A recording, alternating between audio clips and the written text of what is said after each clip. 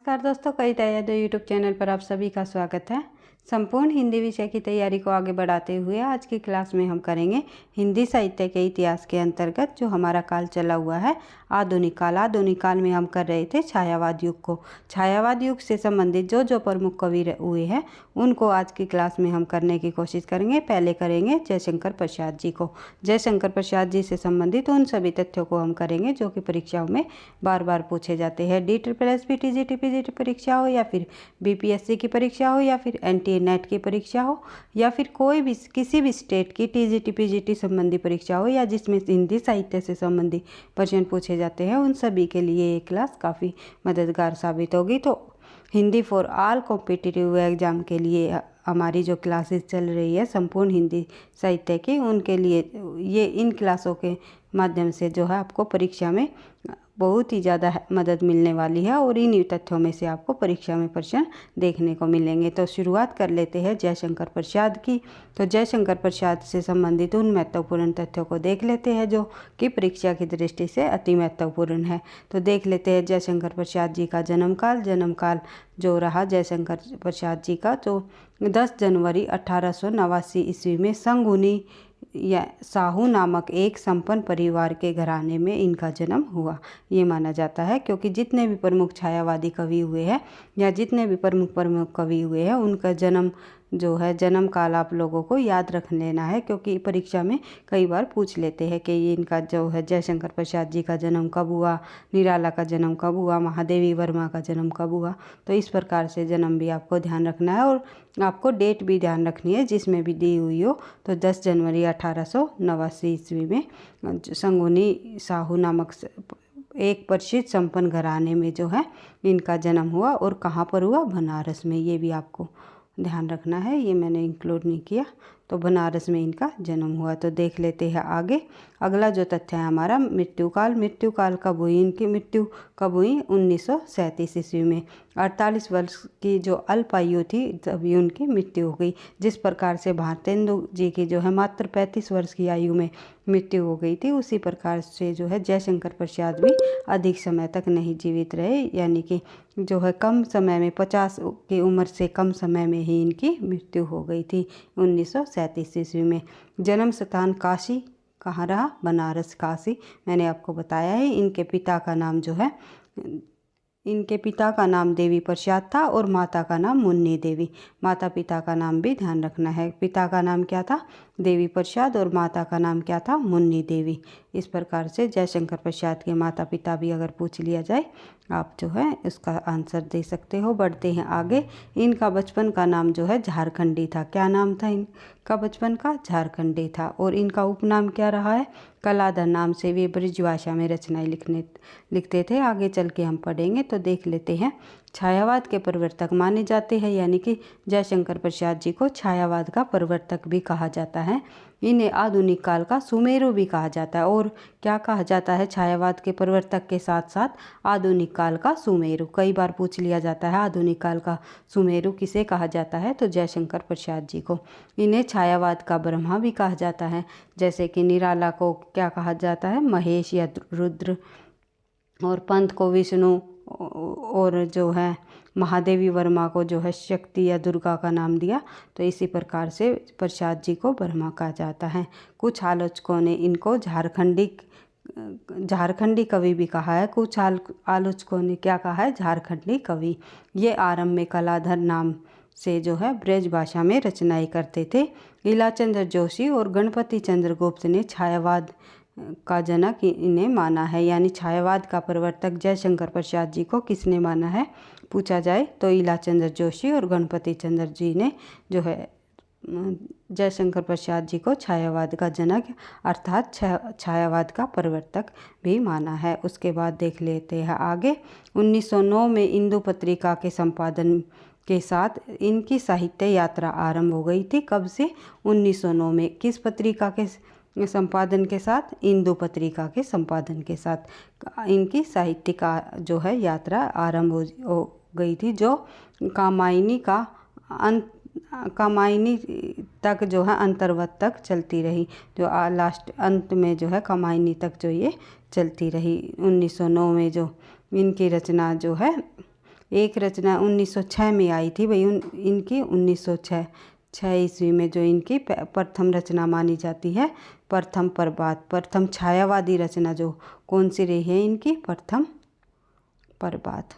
ये भी आपको ध्यान रखना है, क्योंकि ये अगर इंक्लूड नहीं है तो आप अपनी नोट्स में इंक्लूड कर सकते हो। 1906 में जो इनकी प्रथम छायावादी रचना कौन सी रही, वो रही प्रथम प्रभात। इसके बाद बात करें आगे, अगला जो तथ्य है, इन जो जयशंकर प्रसाद जी की प्रमुख रचनाएं हम देख लेते हैं। कौन कौन सी प्रमुख रचनाएं हैं। प्रेम पथिक 1905, यह रचना पहले 1905 में ब्रजभाषा में लिखी गई, बाद में जो है इसे 1913 ईस्वी में खड़ी बोली में रूपांतरित कर दिया गया। यानी 1905 में जो प्रेम पथिक की रचना की, पहले किस भाषा में थी, ब्रज भाषा में, लेकिन 1913 ईस्वी में जब इसे जो है रूपांतरित किया गया, किस में, खड़ी बोली में।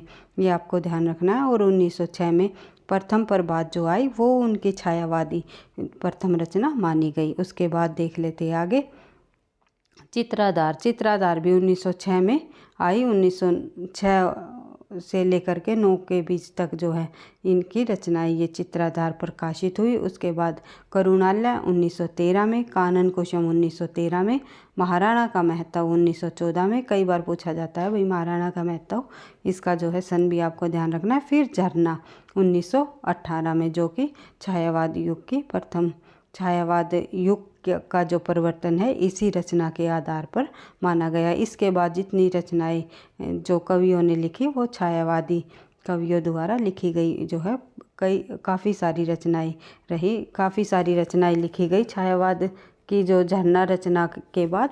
उसके बाद बात करें आंसू की, तो आंसू रचना 1925 में आई। आंसू का भी जो प्रकाशन वर्ष जो है पूछ लिया जाता है, वेरी इंपॉर्टेंट है, कई बार पूछा जा चुका है। फिर लहर 1933 में, फिर कामायनी 1935 में। मुख्य रूप से जो है इनका प्रकाशन काल पूछा जाता है, झरना, आंसू, लहर, कामायनी। जयशंकर प्रसाद की इन रचनाओं का जो संग्रह है, इनका जो है पूछ लिया जाता है निम्नलिखित में से जयशंकर प्रसाद की काव्य रचना संग्रह को क्रम अनुसार लगाइए। तो झरना आएगी पहले, फिर आंसू, फिर लहर, फिर कामायनी। इन 4 रचनाओं का काफ़ी बार हमें एंटी-नेट के अंतर्गत भी परीक्षा में क्रम देखने को मिला है, और वैसे भी टीजीटी पीजीटी में भी इनके समय को भी पूछ लिया जाता है और क्रम वाइज भी लगाने को दे दिया जाता है, या फिर जो है मिलान संबंधी प्रश्न पूछा जाता है। तो इनकी प्रमुख कविताएं देख लेते हैं भाई, कौन कौन सी इनकी प्रमुख कविताएं हैं। तो उर्वशी 1909, उर्वशी जो इनकी प्रमुख कविता है, ये इसे जो है कवि का प्रस्थान बिंदु कहा गया है। और इनके जो कामायनी रचना को क्या कहा गया है, गंतव्य स्थान कहा गया है। तो उर्वशी को क्या कहा गया है, इनकी रचना को कवि का प्रस्थान बिंदु किस रचना को कहा गया, ये पूछा जा सकता है। जयशंकर प्रसाद की किस रचना को कवि का प्रस्थान बिंदु कहा गया है, वो कहा गया है उर्वशी को। उर्वशी जयशंकर प्रसाद का की जो रचना है वो प्रस्थान बिंदु मानी जाती है।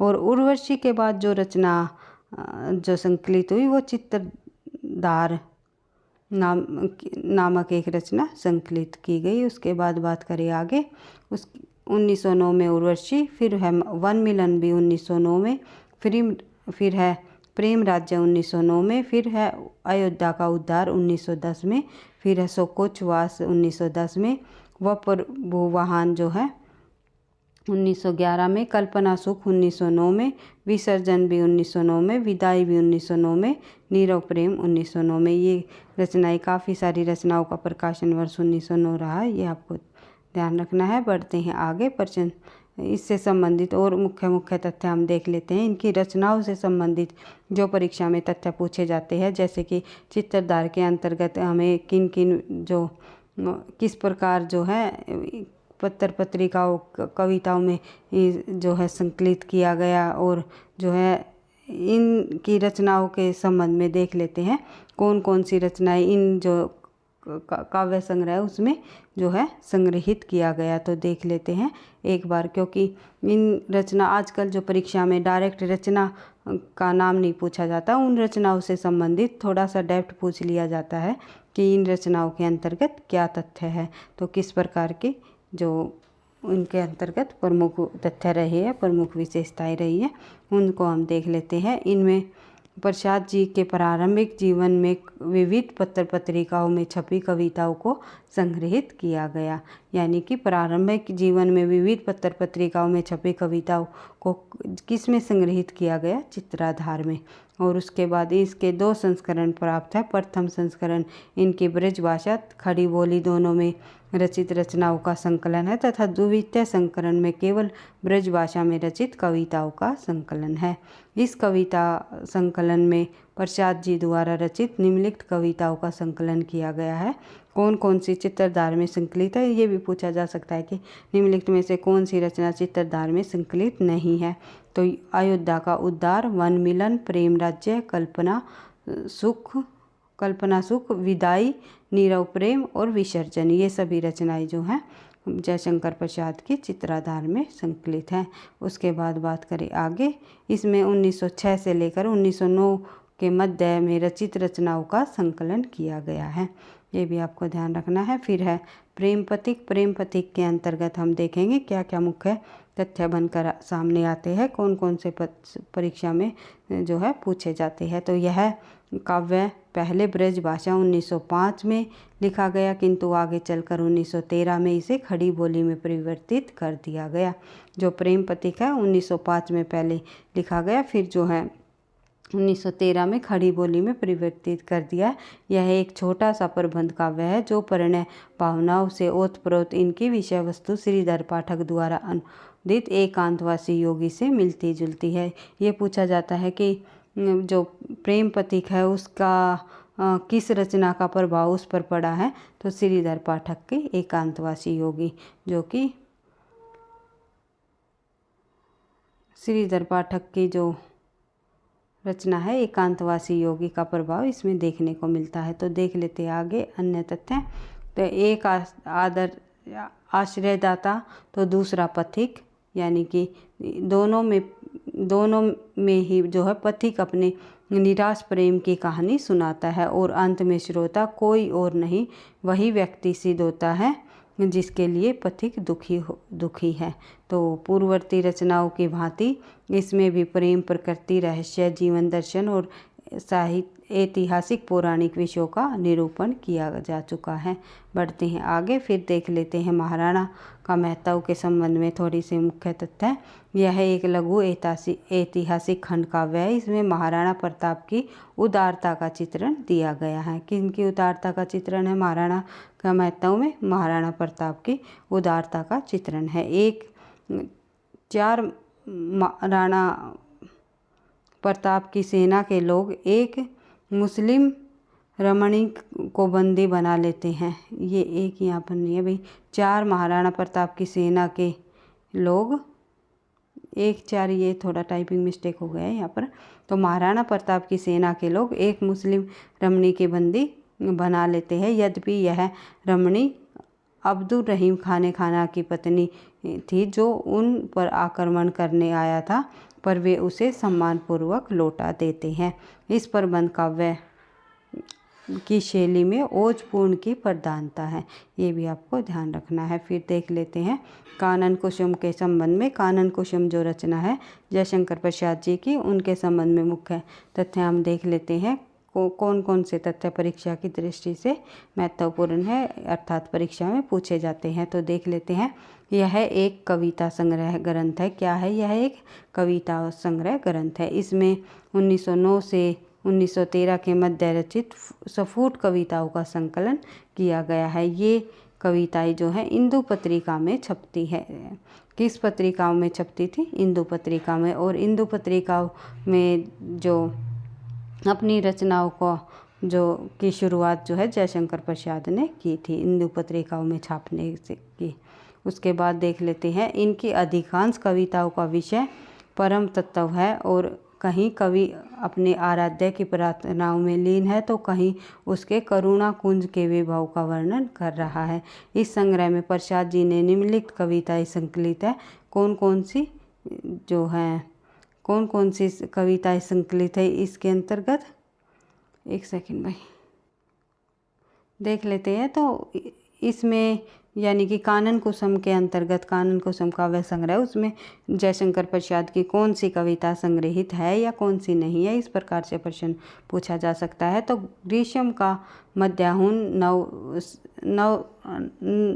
नवचंचत, एक सेकेंड भाई ये थोड़ा टाइपिंग मिस्टेक हो गया, नवसंचत रजनीगंध, सरोज और चित्रकूट, श्री कृष्ण जयंती, कुरुक्षेत्र, बोरवालक, ये जो सभी कविताएं हैं ये जयशंकर प्रसाद की कानन कुसुम में संकलित है। यह इनकी खड़ी बोली की कविताओं का प्रथम संग्रह माना जाता है। अगर ये पूछ लिया जाए छायावादी जो प्रथम रचना कौन सी मानी जाती है जयशंकर प्रसाद की, तो प्रथम प्रभात, जो कि जिसका पर जो 1918 है, जो और झरना में संकलित है। प्रथम प्रभात किस में संकलित है, झरना में।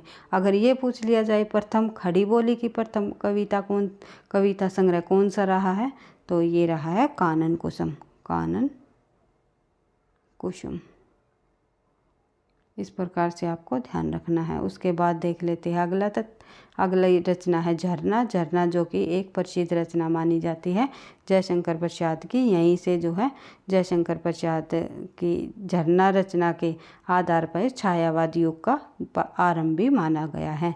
तो देख लेते हैं, यह जयशंकर प्रसाद का एक गीत संग्रह है। इसके गीतों में प्रसाद जी की भावनाएं विभिन्न रूपों में बिखरी हुई है। यथा एक और उसमें प्रकृति की मजबूत मनोहर मूर्ति का चित्रण सजीव रूप से जो है हुआ है, तो दूसरी ओर वह प्रणय की कोमलतम अभिव्यक्ति से परिपूर्ण है। उसके बाद देख लेते हैं आगे, प्रसाद जी का छायावादी दृष्टिकोण इसी रचना में सर्वप्रथम उजागर हुआ है। ये आपको पता ही है, अधिकांश इतिहासकारों ने इसी रचना को प्रथम छायावादी रचना भी माना है। और बढ़ते हैं आगे, अगला जो हमारा प्रश्न है, अगला जो जयशंकर प्रसाद जी की रचना है भाई वो देख लेते हैं आशु। क्योंकि हम प्रश्नों की अधिक से अधिक प्रैक्टिस करते हुए अपनी तैयारी को आगे बढ़ा रहे हैं, तो प्रश्न ही निकल रहा है मुख से, तो इसके लिए मैं माफ़ी चाहूँगी।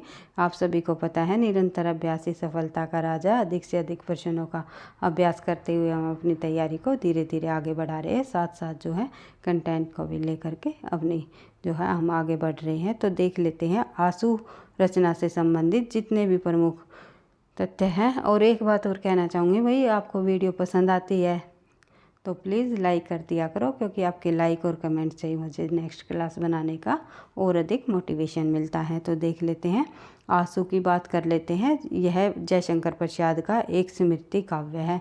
यह एक विरही हृदय के सहज स्वाभाविक उच्छ्वास के रूप में प्रस्तुत है। कथानक की रूपरेखा इसमें स्पष्ट रूप से दृष्टिगोचर होती है, और किंतु फिर भी अतीत की स्मृतियों से अभिव्यंजना इसमें योजनाबद्ध ढंग से हुई है। उसके बाद बात करें आगे, आरंभ में कवि पाठक को संबोधित करके अवकाश भला है किनको सुन की करुण कथाएं, अब करुण कथा सुनने के लिए प्रयुक्त पृष्ठभूमि तैयार करता है। उसके बाद आशु का प्रथम संस्करण जो 1925 ईस्वी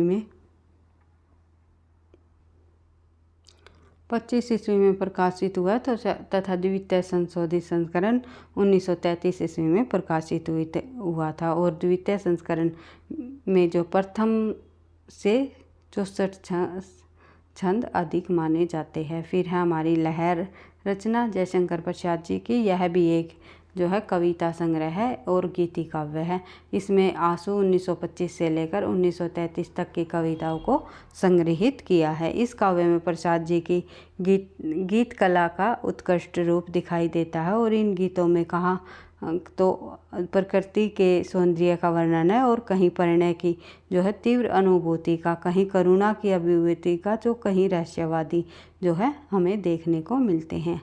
बढ़ते हैं आगे, कामायनी रचना से संबंधित हम देख लेते हैं। तो कामायनी प्रसाद जी की अंतिम व सर्वश्रेष्ठ रचना मानी जाती है। कामायनी एक इनका महाकाव्य माना जाता है। प्रसाद जी की कामायनी लेखन की प्रेरणा जो है शतपथ ब्राह्मण ग्रंथ से मानी जाती है। और मैंने आपको बताया था कामायनी के संबंध में, तो जो कामायनी रचना है उनका जो है गंतव्य स्थान भी माना गया है। उसके बाद यह एक प्रबंध काव्य है। गंतव्य स्थान, ये आपको देख, गंतव्य स्थान किस रचना को कहा गया है? प्रसाद जी का गंतव्य स्थान तो कामायनी को कहा गया है, ये आपको ध्यान रखना है। तो उसके बाद देख लेते हैं आगे। प्रसाद जी की कामायनी लेखन की प्रेरणा जो है शतपथ ब्राह्मण ग्रंथ से मानी, ये आप सभी को पता है। तो यह एक प्रबंध काव्य है। इसमें आदि पुरुष मनु की जीवन गाथा का वर्णन हमें देखने को मिलता है। इनके लेखन का मुख्य उद्देश्य आनंदवाद की स्थापना करना है। आचार्य नंद दुलारे वाजपेयी ने कामायनी को मानवता का रसात्मक इतिहास व नए युग का काव्य कहकर पुकारा है। क्या कहा है आचार्य नंद दुलारे वाजपेयी ने कामायनी की रचना के संबंध में? कि यह एक मानवता का रसात्मक इतिहास है और नए युग का काव्य है। तो ये जो कहा है मानवता का रसात्मक इतिहास और नए युग का काव्य, नंद दुलारे वाजपेयी ने कहा है कामायनी के संबंध में। इस काव्य में मुख्यतः 3 ही पात्र हैं, तो मनु, शारदा और ईड़ा। तो ये मुख्य रूप से इनके 3 पात्र माने गए हैं। इनका प्रतीक विधान निम्नलिखित है। कौन पात्र किसके प्रतीक है? क्योंकि इस यहाँ से एक प्रश्न जो है आपको अवश्य ही देखने को मिलता है परीक्षा में कि कामायनी के अंतर्गत जो पात्र है वो कौन किसके प्रतीक है। तो यहाँ से हम देख लेते हैं। शारदा जो है, शारदा को दूसरा नाम हम कामायनी भी कह सकते हैं इसे, क्योंकि काम जो यहाँ पर शारदा काम गोत्र की बालिका है, इसलिए शारदा नाम के साथ जो है कामायनी भी कहा जा सकता है। तो काम की पुत्री होने के कारण इसे कामायनी भी कहा जा सकता है। तो शारदा जो है किसका प्रतीक है? हृदय का प्रतीक है, रागात्मक वृत्ति का प्रतीक है। ईड़ा जो है बुद्धि का प्रतीक है, यानी व्यवसायित आत्मिकता बुद्धि का इस प्रतीक बताया है।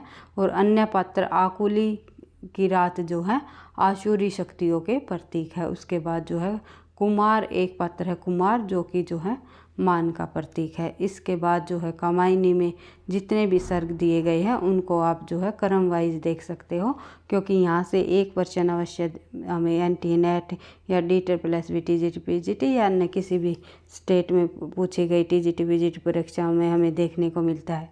एक कामायनी का जो है कामायनी में कितने सर्ग और इन सर्गों को क्रम वाइज लगाइए, या फिर ये भी पूछ लिया जाता है कामायनी का प्रथम सर्ग कौन सा है, या कामायनी का तीसरा सर्ग कौन सा है, या अंतिम सर्ग कौन सा है। इस प्रकार आपको इनको ध्यान रखना है। सबसे पहले आएगा चिंता। प्रथम सर्ग पूछ लिया जाए कामायनी का प्रथम सर्ग कौन सा है?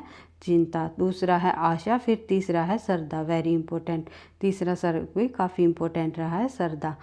पूछा जाता है कामायनी का तीसरा जो सर्ग है वो कौन सा है?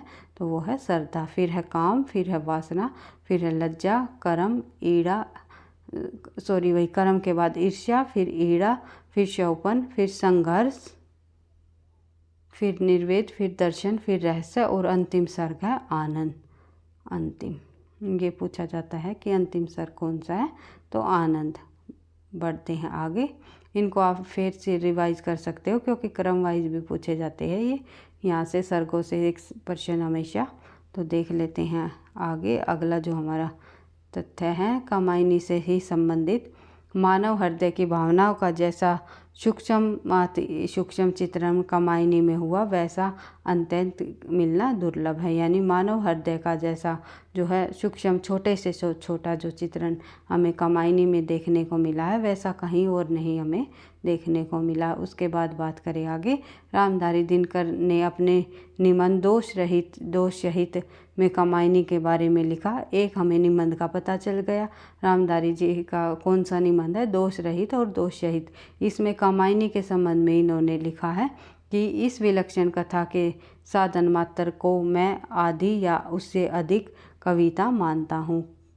क्या माना है इन्होंने? इस विलक्षण कथा के साधन मात्र को ही मैं जो है आधी या उससे अधिक कविता मानता हूँ। उसके मतानुसार कामायनी में कर्म का संदेश वैराग्य मत का खंडन है। वे कामायनी की कारीगरी में विराटता का उद्भव सौंदर्य देखते हैं। उसके बाद देख लेते हैं अगला तथ्य। कामायनी का आनंद सर्ग इस महाकाव्य अंतिम एवं महत्तम सर्ग माना जाता है। जो आनंद सर्ग है कामायनी में, वे मैंने आपको बताया था, कामायनी का जो अंतिम सर्ग है वो है आनंद। आनंद सबसे जो है अंतिम और महत्वपूर्ण सर्ग माना जाता है। उसके बाद जो प्रथम सर्ग है चिंता का कुछ अंश जो है 1928 में सुधा नामक पत्रिका में प्रकाशित हुआ, ये भी आपको ध्यान रखना है। उसके बाद देख लेते हैं आगे। कामायनी के लिए इनको मंगला पारितोषिक पुरस्कार से सम्मानित भी किया। जयशंकर प्रसाद को कामायनी के लिए कौन सा पुरस्कार दिया, ये भी पूछा जा सकता है। या ये पूछा जाता है कि जयशंकर प्रसाद जी को मंगला प्रसाद पारितोषिक पुरस्कार किस रचना पर दिया गया, तो कामायनी पर, यह आपको ध्यान रखना है। उसके बाद बात करें आगे। उर्वशी इनकी गद्य और पद्य में रचना मानी जाती है, जिसे हम चंपू काव्य कहते हैं। तो चंपू काव्य जयशंकर प्रसाद जी का चंपू काव्य उर्वशी है, जो गद्य और पद्य से मिश्रित जो रचना है उसे ही हम चंपू काव्य कहते हैं। लेकिन अगर ये पूछ लिया जाए तो उर्वशी जो रचना है जिस पर साहित्य अकादमी पुरस्कार प्राप्त हुआ है, एक सेकेंड भाई, साहित्य अकादमी पुरस्कार नहीं भाई, ज्ञानपीठ पुरस्कार प्राप्त हुआ है किनको, रामधारी सिंह दिनकर को संस्कृत के 4 अध्याय पर तो जो साहित्यिक अकादमी पुरस्कार प्राप्त हुआ है, लेकिन उर्वशी पर इन्हें ज्ञानपीठ पुरस्कार दिया गया है। तो दिनकर जी को, दिनकर की भी एक रचना है उर्वशी, जो कि जयशंकर प्रसाद की उर्वशी से अधिक प्रसिद्ध हुई है, और दोनों ही रचनाएं अपने आप में प्रसिद्ध है। वैसे तो जयशंकर प्रसाद की जो उर्वशी रचना है वो एक चंपू काव्य है, लेकिन जो रामधारी सिंह दिनकर की जो उर्वशी रचना है वो एक क्या है, खंड काव्य। ये आपको ध्यान रखना है। कई बार पूछ लिया जाता है, ऑप्शन में उर्वशी रचना दे दी जाती है अगर जयशंकर प्रसाद की आपको पता हो, तो अगर जयशंकर प्रसाद ऑप्शन में ना हो तो दिनकर मिलेगा, दिनकर ऑप्शन में ना हो तो जयशंकर प्रसाद मिलेगा, एक का मिलेगा, कोई भी मिल सकता है। बढ़ते हैं आगे। इनके द्वारा रचित करुणालय हिंदी का प्रथम गीति नाट्य माना जाता है। करुणालय कैसा रचना है जयशंकर प्रसाद की, पूछी जा सकती है कि यह एक जो है गीति नाट्य है, और हिंदी का प्रथम गीति नाट्य जो है करुणालय को ही माना जाता है, जो कि जयशंकर प्रसाद जी द्वारा रचित हैं।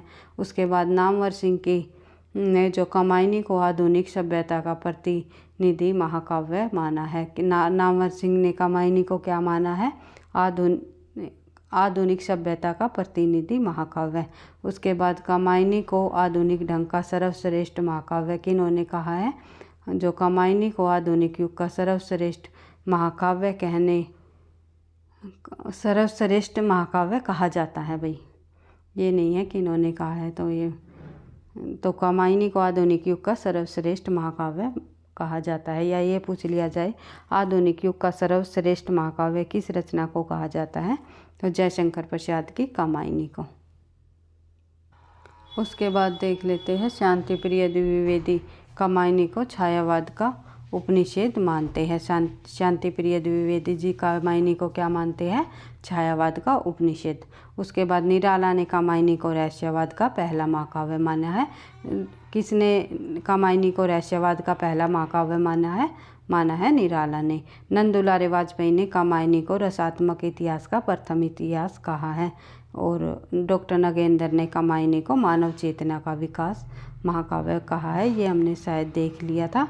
तो इस प्रकार से जयशंकर प्रसाद से संबंधित महत्वपूर्ण तथ्यों को हमने कंप्लीट कर लिया है। इसी प्रकार जो है हिंदी साहित्य संबंधी अपनी क्लास को हम इसी तरह अधिक से अधिक प्रश्नों के अभ्यास के साथ जो है आगे बढ़ाते रहेंगे, और उन महत्वपूर्ण तथ्यों को करते हुए चलेंगे जो कि परीक्षा की दृष्टि से अति महत्वपूर्ण है, अर्थात बार बार परीक्षाओं में पूछे जाते हैं। एक भी तथ्य को हमें नहीं छोड़ना है। संपूर्ण हिंदी साहित्य की तैयारी को धीरे धीरे आगे बढ़ाते हुए चलना है। तो वीडियो पसंद आई तो लाइक करना, दोस्तों के साथ शेयर करना, चैनल पर पहली बार हो तो सब्सक्राइब कर लेना, पढ़ते रहना, आगे बढ़ते रहना। थैंक यू, धन्यवाद।